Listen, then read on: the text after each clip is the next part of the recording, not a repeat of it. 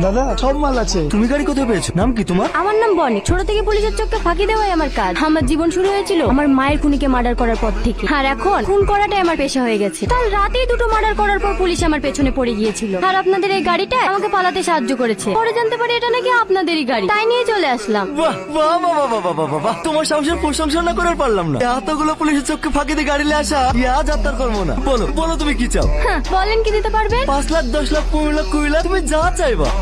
এইটুকু মেহনতের জন্য 20 লাখ লাগবে না? কাজ দেবেন আপনার কাছে?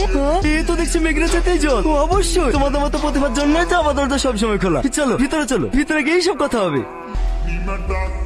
হাতটা ছাড়েন। হ্যাঁ হ্যাঁ হ্যাঁ।